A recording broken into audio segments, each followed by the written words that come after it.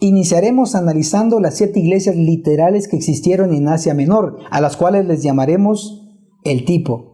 Y lo que estas 7 iglesias representaron le llamaremos el antitipo. Apocalipsis capítulo 2, el verso 1 nos menciona la primera iglesia llamada Éfeso. Esta iglesia fue fundada por el apóstol Pablo y eso se puede comprobar en sus diversas epístolas, especialmente la titulada Efesios. El segundo personaje encargado de esta iglesia fue Timoteo. Eso se puede leer en Primera de Timoteo, capítulo 1, el verso 3. El tercer personaje encargado de la iglesia de Éfeso fue el apóstol Juan el Revelador. Eso lo dice el deseado de todas las gentes, el libro del Espíritu de Profecía, en la página 164 y 165, y nos declara: cuando Juan fue llamado a Éfeso, sí, efectivamente, Juan fue encargado de la iglesia de Éfeso. Pero ¿cuál fue el problema de la iglesia de Éfeso? Apocalipsis capítulo 2, verso 4 nos declara: pero tengo contra ti que has dejado tu primer amor. Ellos tuvieron este problema porque dejaron introducir cizaña en su medio. Se infiltró la cizaña porque ellos querían número, pero no buscaron la calidad. Y ese fue el problema. La cizaña trabajó entre los fieles y perdieron su primer amor. La segunda iglesia nos menciona Apocalipsis capítulo 2, el versículo 8, llamada Esmirna. Apocalipsis capítulo 2, el versículo 9 nos da el problema de esta iglesia. Conozco la blasfemia de los que dicen ser judíos y son solo sinagoga de Satanás. El término judíos aquí hace referencia a los primeros cristianos. ¿Por qué? Porque los 3 años y medio de ministerio de Jesús aquí en la tierra, todos los cristianos eran judíos. Y los 3 años y medio después de la resurrección de Jesús, todos los cristianos también eran judíos. Por lo tanto, el término judíos aquí es sinónimo de cristianos.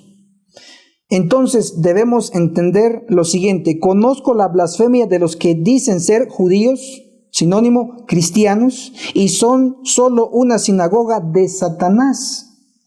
Esto nos refleja hipocresía. Ese era el problema de la iglesia de Esmirna. La tercera iglesia, Apocalipsis capítulo 2, el versículo 12 nos menciona a la iglesia de Pérgamo. Esta iglesia, su problema lo refleja en Apocalipsis capítulo 2, el versículo 13. Conozco que habitas donde está la silla de Satanás, con todo permaneces fiel a mi nombre. No has negado de mi fe, ni aun en los días en que Antipas, mi testigo fiel, fue muerto entre vosotros, donde mora Satanás. Interesante y sorprendente, donde mora Satanás. Expliquémoslo brevemente. En el territorio de Pérgamo se construyó un templo donde se adoraba a la diosa Roma y también al emperador Augusto, que ya estaba muerto, porque todo emperador después de muerto se le declaraba un dios para adorarlo. Pero en el tiempo de Pérgamo, el emperador Domiciano, que estaba vivo, se declaró Dios. Era algo sorprendente. Y él exigía adoración estando vivo.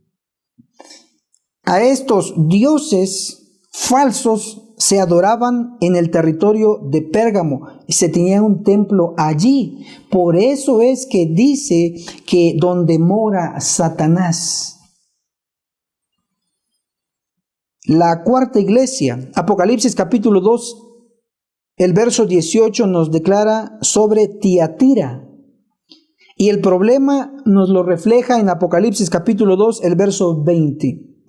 Pero tengo contra ti que toleras a esa mujer Jezabel. Jezabel en la antigüedad mató a los profetas verdaderos de Dios. Por lo tanto, el espíritu de Jezabel se había introducido en la iglesia de Tiatira, un espíritu en contra de los verdaderos profetas. la quinta iglesia. Apocalipsis capítulo 3, el verso 1 nos menciona a Sardis. ¿Cuál era su problema?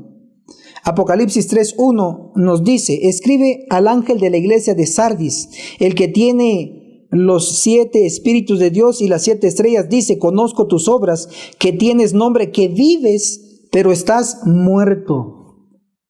El problema de la iglesia de Sardis era que tenía un nombre que vive, pero estaba muerto, estaba muerta. Estaba vivo físicamente, pero estaba muerto espiritualmente. Por lo tanto, necesitaba urgentemente una resurrección espiritual que se llama reavivamiento y reforma, por supuesto. Apocalipsis capítulo 3, el verso 7 nos menciona la sexta iglesia, Filadelfia. Esta iglesia, Cristo, el testigo fiel, no tiene nada contra ella. Tiene un récord limpio, y eso se puede leer en sus versos que le pertenece. Apocalipsis capítulo 3, el verso 14 nos habla de la séptima iglesia, de Laodicea. Apocalipsis capítulo 3 nos menciona sobre la séptima iglesia y sobre su problema. Apocalipsis 3, el verso 16 nos dice: porque eres tibio. Ese era el problema, la tibieza.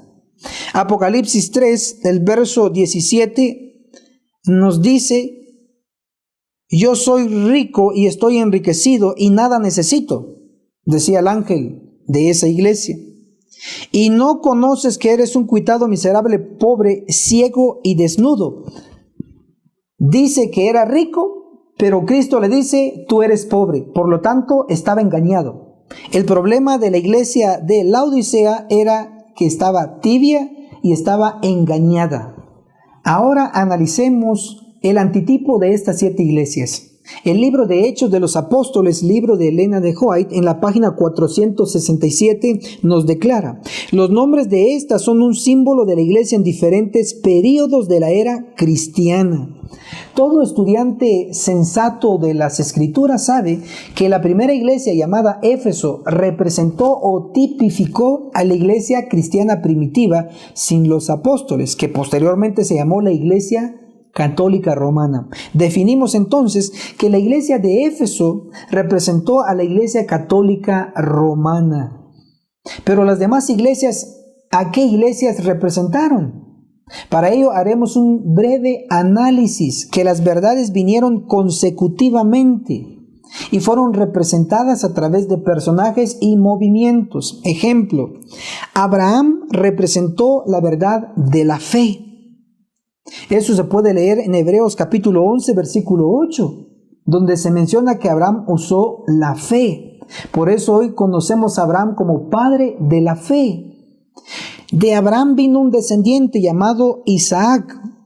Isaac representó la verdad del Espíritu Santo, y lo podemos comprobar en el libro de Gálatas capítulo 4, el versículo 28 y el verso 29, donde se nos aclara que Isaac no nació según la carne, sino según el Espíritu. Por eso Isaac representó la verdad del Espíritu Santo. De Isaac vino Jacob. Jacob representó la verdad de la gracia. Eso lo podemos comprobar en Génesis capítulo 32, el verso 28, donde se nos dice: has peleado con Dios y has vencido. ¿Cómo un hombre finito puede vencer a un Dios todopoderoso? Solamente por gracia. Y gracia es un favor inmerecido. Por eso Jacob representa la verdad de la gracia. De Jacob vinieron 12 patriarcas, y con ello el pueblo de Israel antiguo, que fue llevado a Egipto y luego salió de Egipto, llamado el movimiento del Éxodo. Pero ese movimiento nos ejemplificó una verdad, y fue la verdad del bautismo. Y eso lo podemos leer en Primera de Corintios, el capítulo 10, el versículo 2, donde se nos dice que todos fueron bautizados en Moisés, en la nube y en el mar. Cuando cruzaron el mar, todo el pueblo de Israel fue bautizado y ahí ejemplificaron la verdad del bautismo. Luego, el pueblo de Israel en la vida en el desierto también ejemplificó otra verdad, y fue la verdad del santuario, con el atrio, con el lugar santo y lugar santísimo. Luego, el pueblo de Israel antiguo también tipificó otra verdad, representó otra verdad. Después de entrar a la tierra prometida, a la tierra de Canaán, ellos ya no estuvieron dando vueltas durante 40 años, ya no, ellos reposaron en la tierra. Por lo tanto, ellos ejemplificaron una verdad, el reposo. Y la verdad que tiene que ver con un reposo es la verdad del sábado, el séptimo día. Entonces, hoy por hoy tenemos a varios movimientos en la era cristiana. Para ello haremos una comparación entre estos movimientos con lo que ya hemos explicado. Abraham representó la verdad de la fe. Eso es en el Antiguo Testamento. En el Nuevo Testamento, Martín Lutero fundó la iglesia luterana, resaltando la verdad de la fe. ¿Notan la coincidencia? ¿Notan el paralelismo? Isaac representó la verdad del Espíritu Santo en el Antiguo Testamento. En el Nuevo Testamento, Knox, el reformador, fundó la iglesia presbiteriana, resaltando la verdad del Espíritu Santo. Interesante. En el Antiguo Testamento, Jacob representó la verdad de la gracia. En el Nuevo Testamento, el reformador Wesley fundó la iglesia metodista, resaltando la verdad de la gracia. Interesante. En el Antiguo Testamento, el movimiento del Éxodo al cruzar el Mar Rojo representó la verdad del bautismo. En el Nuevo Testamento, Campbell, el reformador, fundó la iglesia bautista, resaltando la verdad del bautismo. En el Antiguo Testamento, el Israel antiguo en el desierto representó la verdad del santuario. En el Nuevo Testamento, Guillermo Miller, reformador, fundó la iglesia milerita o iglesia adventista del primer día, porque no guardaban el sábado, resaltando la verdad del santuario de Daniel 8:14. Hasta 2300 tardes luego el santuario será purificado. ¡Qué perfección! En el Antiguo Testamento, Israel, encontramos que en la tierra santa o la Canaán terrenal, ellos ejemplificaron la verdad del sábado, el reposo. En el Nuevo Testamento, Elena G. de White con otros pioneros fundaron la iglesia adventista del séptimo día, reposo, sábado. Tenemos un paralelismo con el Antiguo Testamento y el Nuevo Testamento. Notemos el orden consecutivo en que vinieron estas iglesias. Tenemos la iglesia luterana, luego tenemos la iglesia presbiteriana, luego tenemos la iglesia metodista, luego tenemos la iglesia bautista, luego tenemos la iglesia milerita y tenemos la iglesia adventista del séptimo día. Ese es el orden consecutivo. Por lo tanto, ahora sí podemos ir e identificar al resto de las iglesias en el antitipo. Apocalipsis, el capítulo 2, encontramos la primera iglesia, Éfeso, que tipificó, representó la iglesia católica romana. Luego tenemos la iglesia de Esmirna, que representó y tipificó a la iglesia luterana. Luego tenemos a la iglesia de Pérgamo, que tipificó o representó a la iglesia presbiteriana. Luego tenemos a la iglesia de Tiatira, que representó o tipificó a la iglesia metodista. Luego tenemos a la iglesia de Sardis, que tipificó o representó a la iglesia bautista. Eso está registrado en el capítulo 3 de Apocalipsis. Luego tenemos también en el capítulo 3 a la iglesia de Filadelfia, que tipificó o representó a la iglesia milerita o a la iglesia adventista del primer día de Guillermo Miller.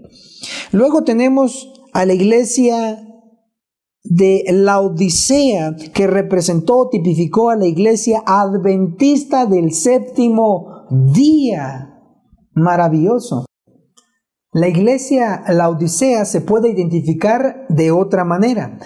Por ejemplo, el nombre Laodicea está formada por dos palabras en griego. La primera es lao, que significa pueblo que proclama, y la segunda es dekei, que significa juicio. Las dos unidas significan pueblo que proclama juicio. La iglesia adventista del séptimo día es la que ha estado proclamando juicio desde 1844, específicamente juicio de los muertos, cumpliendo la predicción de Apocalipsis 14, el verso 7. La hora de su juicio ha llegado. Actualmente debiera estar predicando el juicio inminente de los vivos. El espíritu de profecía también nos dice la identificación de Laodicea. Joya de los Testimonios, el tomo 1, en la página 327 nos declara: el mensaje a la iglesia de Laodicea es una denuncia sorprendente y se aplica al actual pueblo de Dios.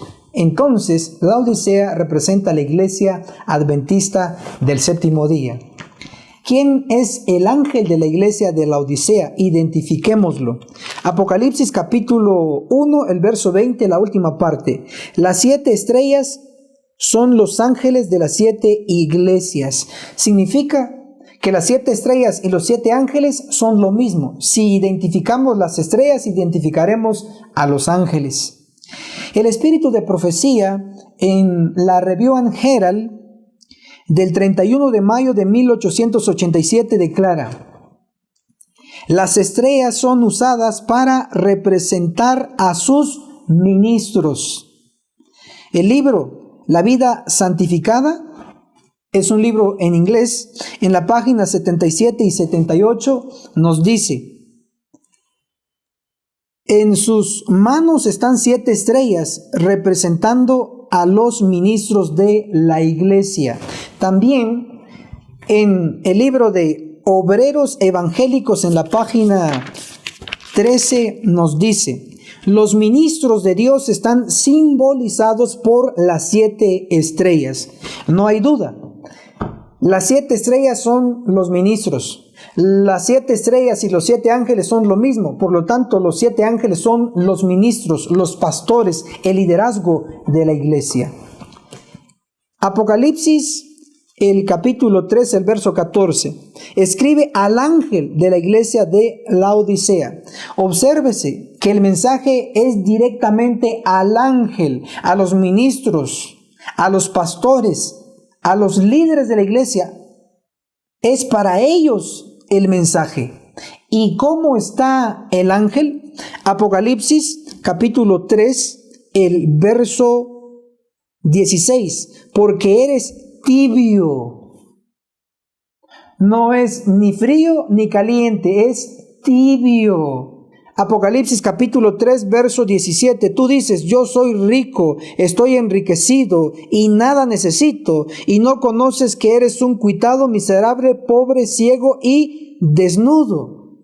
El ángel, el liderazgo, dice que es rico, pero Cristo le aclara que es pobre. Por lo tanto, el ángel está engañado. Como el mensaje es directamente para el ángel e indirectamente para la iglesia de Laodicea, implica que si el ángel está engañado, de igual manera ha engañado a la iglesia. Esta verdad lo reafirma el espíritu de profecía. Está escrito en Testimonios para la Iglesia, el tomo 3, en la página 279, nos dice: la iglesia está en un triste engaño. En el mismo libro, página 281, nos declara: la iglesia está en un terrible engaño. En el mismo libro, en la página 287, nos declara: la iglesia está en un engaño peligroso. Entonces, tanto la Biblia como el espíritu de profecía están de acuerdo que el ángel, el liderazgo de la iglesia adventista está engañado y está engañando. Es lo que nos revela las Escrituras. El espíritu de profecía también nos da algo sumamente importante, y eso está en Testimonios para la Iglesia, el tomo 2, en la página 333. Los ministros no tienen poder para despertarlos, porque ellos también están durmiendo. Predicadores dormidos que le predican a congregaciones dormidas. El ángel, el liderazgo, dormido.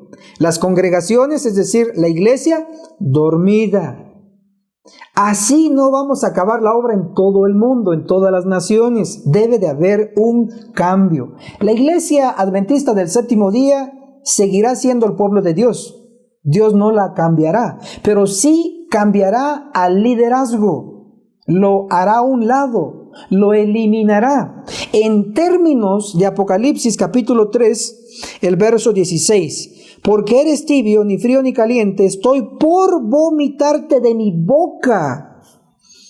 Sí, este mensaje es para el ángel, para el liderazgo. Dios lo vomitará. Y eso se cumplirá cuando lo que está pronosticado en Ezequiel 9 se realice a través de los ángeles. Para hablar del tema de Ezequiel 9, que es un tema muy serio,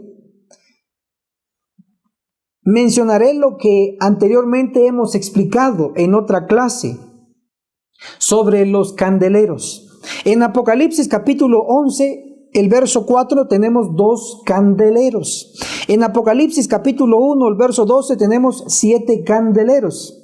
Sumemos 2 más 7 igual 9, 9 candeleros. El candelero número 9 es la iglesia Laodicea, la iglesia adventista del séptimo día. Enfatizo, el 9 está relacionado con la iglesia adventista del séptimo día. También tenemos en Éxodo capítulo 25, el verso 37, nos muestra que cada candelero tenía 7 lámparas. Tenemos 7 lámparas y 9 candeleros. Hagamos una pequeña operación. 7 por 9 igual 63. En el año de 1863, la iglesia adventista se organizó con la conferencia general en Battle Creek, Michigan, en el 20 al 23 de mayo. El primer presidente de la conferencia general se llamó el hermano John Binghamton. Él fue nuestro primer presidente a nivel mundial. El actual presidente de la conferencia general a nivel mundial es el pastor Ted Wilson. El nombre y el apellido, sumados sus letras, nos dan un total de 9. Compruébelo. Ted Wilson, 9 letras, nombre y apellido. El 9 está relacionado con la iglesia adventista del séptimo día. No hay casualidades, solo perfección con Dios. También enfatizamos que el candelero número 9 es la iglesia Laodicea, la iglesia adventista del séptimo día. Dios, en su providencia, a través de la sierva del Señor, a través de Elena de White, nos dio 9 testimonios para la iglesia. No son 10, no son 11, no son 8, son 9 exactamente. Testimonios para la iglesia, el tomo 9. Solo son 9, porque el 9 se relaciona con la iglesia adventista del séptimo día, la iglesia Laodicea. El libro Joya de los Testimonios, el tomo 2, en la página 65 nos declara, Ezequiel 9, verso 5, verso 6, aquí vemos que la iglesia, el santuario del Señor, era la primera en sentir los golpes de la ira de Dios. Elena de White está aplicando Ezequiel 9 a la iglesia adventista del séptimo día, a la iglesia Laodicea. En el libro Manuscritos Inéditos, tomo 1, en la página 241, declara, estudien el capítulo 9 de Ezequiel. Esas palabras se cumplirán literalmente. No obstante, el tiempo pasa y la gente sigue dormida. Número 1, Ezequiel 9 va a ser literal. Está en un futuro cumplimiento inminente. También la gente está dormida. El ángel liderazgo dormido. La iglesia dormida. Por lo tanto, Dios hace responsable de todo ello al ángel de la iglesia Laodicea, al liderazgo de la iglesia adventista. Por eso Dios lo va a quitar. Ezequiel capítulo 9, en el versículo 6, se nos enfatiza y se nos resalta la gran verdad del cambio de liderazgo. Ezequiel 9, el verso 6, dice, matad a viejos, jóvenes, doncellas, niños y mujeres, hasta que no quede ninguno, pero no toquéis a ninguno que tenga la señal. Y empezad desde mi santuario. Empezaron pues desde los ancianos que estaban ante el templo. Obsérvese las categorías que van a morir. Pero empezará, dice, con los ancianos que estaban ante el templo. Estos ancianos no son ancianos de edad, son ancianos de puesto en la iglesia, líderes religiosos.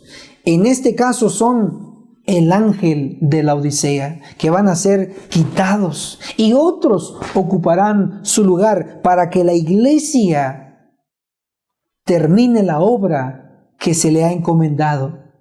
Los líderes que Dios colocará son aquellos pronosticados en Apocalipsis capítulo 7, el versículo 4, 144,000. Los líderes son los pronosticados en Apocalipsis capítulo 14, el versículo 5, hablando de los 144,000 que son sin mentira, que son sin mancha. Ese tipo de liderazgo es el que acabará la obra en todo el mundo. La iglesia adventista del séptimo día no va a caer, no será derrotada por el diablo. La iglesia adventista va a triunfar, pero la profecía señala que no con el liderazgo actual. Habrá un cambio rotundo. El liderazgo será quitado y todos sus seguidores a través de los santos ángeles. Y entonces la iglesia estará purificada y la iglesia saldrá victoriosa en su conflicto final. Hermosa como la luna y esclarecida como el sol, imponente como ejército en orden, saldrá todo el mundo vencedora y para vencer. Hermanas, hermanos, compartan este video como obra misionera en sus redes sociales, en Facebook, en YouTube, en Gmail, por Messenger, por WhatsApp y por todos los medios que usted pueda. Suscríbase en nuestro canal si aún no lo ha hecho. Dele clic a la campanita para recibir notificaciones de nuestros videos nuevos que subimos cada semana. También puede comentar en la parte de abajo y repórtese desde qué país nos está viendo y así sabremos que usted está pendiente de los esfuerzos que hacemos cada semana. Hasta la próxima.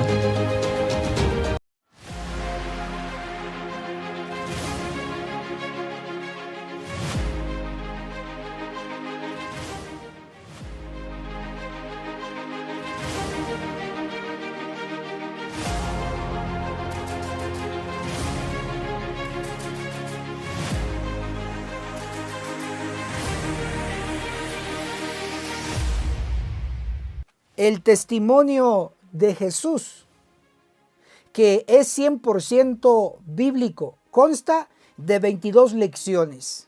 Daniel, el perfecto arte profético, donde su servidor explica capítulo por capítulo de dicho libro profético. Apocalipsis, el perfecto arte profético. El autor, su servidor, ministro Enoc Martín, donde explico capítulo por capítulo del libro de Apocalipsis. Puede comunicarse con nosotros para recibir el combo completo y para recibir inclusive paquetes de libros para su entrenamiento. Puede contactarse directamente al número de WhatsApp de su servidor, el signo más, el 502 42 29 77 86.